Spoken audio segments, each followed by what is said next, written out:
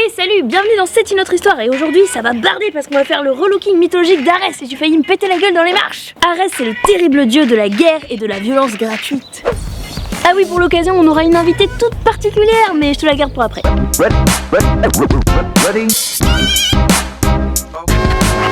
Le relooking mythologique, si tu connais pas, c'est une émission où on présente une figure issue de la mythologie gréco-romaine, on fait le point sur qui c'était dans l'Antiquité et on regarde comment elle a été réappropriée au fil du temps. Donc Arès pour les Grecs, Mars pour les Romains, c'est le dieu de la guerre destructrice, déchaînée, irréfléchie et sanguinaire. Ooh. Vous vous souvenez qu'on avait déjà évoqué la thématique de la guerre dans le relooking d'Athéna? Je vous remets un lien en description et une petite fiche pour cliquer. C'était pour dire que elle était du côté de la guerre tactique, réfléchie et surtout du côté des hommes, donc porteuse de victoire. Ben Arès c'est l'inverse, hein, c'est celui qui crame tout sans réfléchir. Tout cramer sans réfléchir. Du coup, c'est un dieu pas trop aimé des Grecs, mais on va y revenir. Mais tout de suite, sa petite histoire. Stéphane Bern, bonjour. Arès fait partie des 12 grands dieux olympiens, qui sont donc les principaux dieux qui vivent sur l'Olympe, la montagne des dieux. Donc Arès, suivant les versions, il peut être soit le fils de Zeus et Héra, ou juste d'Héra, d'après Ovide. Donc là, on dira Junon, hein, puisqu'on parle en latin. Voilà, c'est déjà le bordel son histoire. Bah oui, avec la mythologie. Donc Ovide dit qu'elle l'a enfantée toute seule pour se venger que Jupiter ait lui-même enfanté tout seul Minerve. Et en fait pour ça elle a touché juste une fleur et elle est tombée enceinte comme ça. Pouf. En tout cas, Arès c'est le fils détesté de Zeus et Héra dans l'Iliade et l'Odyssée d'Homère. Il le trash tout le temps parce qu'il kiffe trop le combat et la violence comme ça et en fait il fait n'importe quoi. Il bute tout le monde comme ça gratos sans réfléchir, enfin il fait n'importe quoi. C'est un queupon. Réveillez le pont qui est en moi. Sa mère Héra la mauvaise, en particulier parce qu'au début de la guerre de Troie, Arès lui avait dit qu'il allait combattre dans son camp à elle. Hein, pendant la guerre de Troie, les dieux ils choisissent leur camp, ils défendent soit les Grecs, soit les Troyens. Et Héra, elle défend les Grecs. Et bien finalement, Arès va combattre avec les Troyens, donc elle la mauvaise. Et Zeus, il peut juste pas le blairer, gratos. Je te donne un passage de l'Iliade où il lui dit, c'est à l'envers. Ne viens pas gémir à mes pieds, je te hais plus qu'aucun des dieux qui vivent sur l'Olympe, car tu ne rêves que discorde, guerre et combat. Merci papa. C'est parti pour 10 ans de thérapie. Bon après il lui dit quand même que comme c'est son fils il le châtie pas, mais que si ça avait pas été le cas il aurait pris trop cher. Donc on voit que c'est un dieu violent pour les Grecs. Je te donne un petit aperçu des noms que le poète Hésiode lui donne. Portable. Arès qui troue les peaux, Arès meurtrier, Arès le féroce, Arès le tueur qui ramasse les dépouilles, Arès mangeur d'hommes, Arès malheur des mortels, Arès le malfaisant. Sympa l'ambiance. Oui hein, c'est très sympa, ça doit matcher de ouf sur Tinder avec une description pareille. Très drôle cette blague. En plus le mec est mal entouré. Ses acolytes c'est Eris la discorde, Enyo une divinité de la guerre, Deimos la crainte et Phobos l'épouvante qui sont aussi ses enfants. Arès finalement du coup c'est peut-être un peu le gosse mal aimé de ses parents qui a fait les mauvaises rencontres et qui a mal tourné quoi. Ouais, en même temps quand ton père te dit que t'es le fils le plus détesté, ça donne pas super envie quoi. Ouais c'est sûr. Bon ok là j'exagère un petit peu, Arès il est pas toujours si mal présenté par les Grecs. Notamment dans ce qu'on appelle les hymnes homériques qui sont une série de poèmes dédiés chacun à une divinité. Donc là le poète vante son courage, sa force, sa puissance et la victoire qu'il apporte aux hommes. Donc des qualités qui nous rappellent celles qu'on attribue à Athéna et ils sont pas forcément toujours opposés non plus contrairement à ce que j'ai dit un peu plus haut. Par exemple dans l'hymne homérique consacré à Aphrodite, le poète explique qu'Athéna n'est pas intéressée par les ouvrages d'Aphrodite, c'est-à-dire l'amour et la baise, mais qu'elle préfère les activités d'Arès, donc la guerre, brûler des villes, provoquer des hurlements, des combats, tout ça. Voilà, donc Arès il est pas toujours déprécié, hein, mais en même temps les hymnes homériques ils sont adressés à la divinité, donc le poète il va pas le tracher. Pour ce qui est des mythes où apparaît Arès, il y en a pas tant que ça, et en général il se fait laminer. C'est notamment le cas dans la guerre de Troie où il se fait prendre une putain de raclée justement par sa sœur Athéna. Raconte. Ok. Une première fois, Athéna aide le mortel Diomède à toucher Arès avec sa lance, et Arès part pleurnicher auprès de Zeus. C'est là d'ailleurs qu'il lui dit qu'il peut pas le saquer. Sale journée. Ouais. Et la deuxième fois, Athéna et Arès se battent directement. Et là, faut que je vous lise des petits passages. Encore? Oui, encore, je fais ce que je veux. Portable. On est au champ 21 de l'Iliade et ils sont tous les deux en train de se battre aux côtés de leurs camps respectifs. Donc je te rappelle, Athéna les Grecs, Arès les Troyens. Et Arès, super vénère et complètement impulsif comme d'habitude, se jette sur Athéna en lui criant « Arrêtez de vous battre !» Pas du tout. Pourquoi donc, mouche à chien, excites-tu encore les dieux avec la folle audace où ton grand cœur te précipite? Mouche à chien, faudra m'expliquer. Ne te souvient-il plus d'avoir poussé le Tidéide, donc ça c'est Diomède, à me blesser et d'avoir pris ta lance aux yeux de tous pour la jeter sur moi et déchirer ma belle peau? À toi de payer maintenant tout ce que tu m'as fait. Et là il frappe l'armure d'Athéna avec sa lance, ce qui fait reculer Athéna, mais elle ramasse un roc au sol et bam, elle frappe au cou Arès avec, qui s'aplatit par terre comme une crêpe. La dignité. Du coup elle se fout bien de sa gueule en lui disant: pauvre type, t'as pas compris que j'étais plus forte que tout le monde et tu vas payer pour ta mère qui est pas contente que tu sois pas dans son camp. Trop puissante Athéna. Tu sens ma prise de position. Hein. La meuf pas du tout conditionnée par son sujet de thèse quoi. Mais d'où tu sors toi à chaque fois là? Non, Mélissa. Voilà, sinon Arès il s'est fait prendre 2 raclées par Héraclès et il s'est fait enfermer 13 mois dans un pot par des géants. Du coup, clairement à la loterie de la chance, il était pas invité quoi. On peut aussi parler des amours d'Arès. Du cul putain. Ouais, enfin là aussi c'est un peu la loose. Oh. L'histoire la plus connue c'est celle de sa relation adultère avec sa sœur Aphrodite. Ta sœur, je te mets un panneau imaginaire. L'histoire est racontée par l'Odyssée cette fois, et c'est une relation adultère parce qu'Aphrodite est la femme d'Héphaïstos, le forgeron moche et boiteux. Du coup, elle a bien envie d'aller se frotter à un beau guerrier musclé. Ah bravo, bravo, belle mentalité. Mais ça c'est pas encore à toi sinon. Mais je me fais chier toute seule. Je t'appelle. Arès et Aphrodite kennent chez elle, donc chez Héphaïstos aussi. Mais ils sont balancés à Héphaïstos par le soleil qui les a cramés. Le soleil qui les a cramés.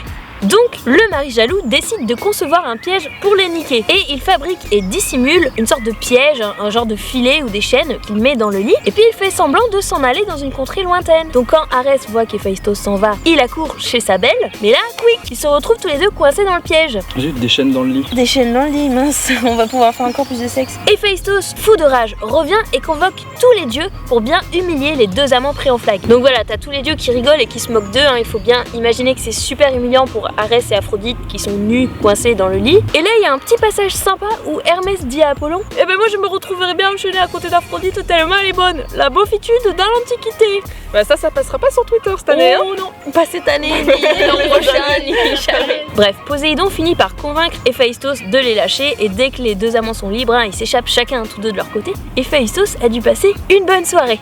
Bon, après Hésiode présente Arès comme le vrai mari d'Aphrodite, donc encore une fois il y a moult versions. D'ailleurs à chaque fois dans les commentaires vous me dites oui je connais une autre version etc. Donc sachez que vous trouverez toujours des versions différentes de celles que je vous donne, puisque la mythologie c'est comme ça, il y en a plein de différentes. Mais c'est très cool d'enrichir ce que j'ai dit dans les commentaires, n'hésitez pas. Là du coup je vous ai fait un portrait assez négatif d'Arès et c'est vrai qu'il est pas trop kiffé par les Grecs. Mais chez les Romains c'est différent. Et oui, parce qu'en fait les Romains se présentent comme ses descendants. Du coup on va pas du tout considérer le dieu pareil vu que ça craint d'avoir un ancêtre taré du sang. Pour les Romains, il est le père de Romulus et Rémus qui ont fondé Rome et donc il est un protecteur de la ville. Il a eu ses 2 enfants avec une Vestale, donc une prêtresse de la déesse Vesta, et cette Vestale s'appelle Rhea Silvia. Or, celle-ci est la fille d'un roi, accroche-toi, et son frère à elle a peur que les enfants qu'elle va mettre au monde lui piquent le trône. Donc il profite du fait que les Vestales sont censées rester vierges pour dire qu'il faut jeter les 2 gamins dans le fleuve du Tibre. En fait, les enfants sont lâchés dans un panier sur le fleuve et sont finalement recueillis par une louve qui les élève.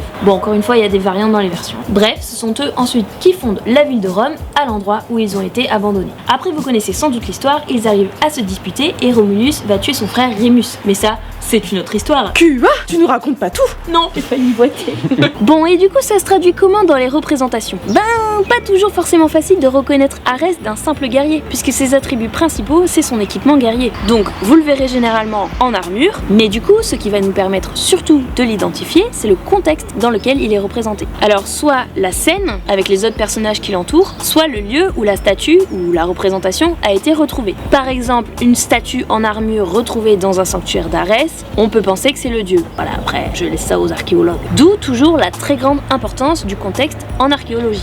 Les mecs qui ont tout pillé bêtement au 19e siècle en entreposant ça dans les caisses du Louvre, et que maintenant c'est pas bien étiqueté, on sait pas d'où ça vient, on n'est pas comme des cons. Et sinon, 2 des animaux qui lui sont attribués, ce sont le vautour, la charogne, tout ça, et le chien. Je vous laisse méditer ça. Team cat, no matter what. Donc ça, c'est Arès dans l'Antiquité et après. Alors je vous propose un tableau assez célèbre de Botticelli qui représente l'amour de Mars et Vénus. Il a été peint vers environ 1483. Bon, ce tableau, c'est vraiment une ode à la beauté, hein. Entre Vénus et Mars, on a vraiment 2 représentants ultra BG. On a un contraste entre Vénus qui est habillée et éveillée, réveillé, et Mars qui dort nu, probablement après l'orgasme, pendant que derrière on voit des petits satyres qui jouent avec ses armes, un peu comme si l'amour avait vaincu la violence de la guerre quoi, bande de hippies. Surtout que Vénus c'est aussi la guerre, on en a déjà parlé, bref je te laisse aller voir la vidéo sur Vénus, lien, fiche, truc muche. Et toujours sur le thème de l'amour entre Mars et Vénus en tableau, on avait fait aussi le tu vois le tableau sur le tableau de Ingres, et ça fait beaucoup de tableaux dans cette phrase. Ou même le tableau qu'on avait évoqué dans le relooking mythologique d'Aphrodite, où son mari venait la surprendre au lit avec Arès. C'est l'histoire que je t'ai raconté tout à l'heure. Le nom de Mars, ça vous évoque à vous, outre une barre chocolatée, une planète. C'est vrai qu'on n'a pas encore parlé d'astronomie ici, alors qu'il y aurait tellement matière. Mais donc là, pour le coup, je vous dirais juste qu'il est fort probable que la planète porte ce nom à cause de sa couleur rouge, qui évoque donc le sang, donc la guerre, Mars, tout ça. Voilà, c'est pas plus compliqué. Allez, ça repart. Mars, tu l'as ? Mais je sais que vous, ce que vous préférez, c'est la réception dans la pop culture. Et pour cela, j'ai une invitée de marque, c'est Vesper, des Chroniques de Vesper. Mélissa ? Hein ? C'est à toi là. Ah, je suis trop honorée. Bah écoutez, en vrai, je pense que pour la plupart d'entre vous, le premier truc qui vous viendra à l'esprit, ce sera Arès dans le dessin animé Hercule de Disney en fait. Autant le film que la série animée d'ailleurs. Et si c'est pas le cas, ça veut dire que vous êtes soit trop jeune, soit trop vieux. Et c'est bien dommage pour vous parce que c'est mon Disney préféré, avec Aladdin. Enfin, je dis vague. Vague.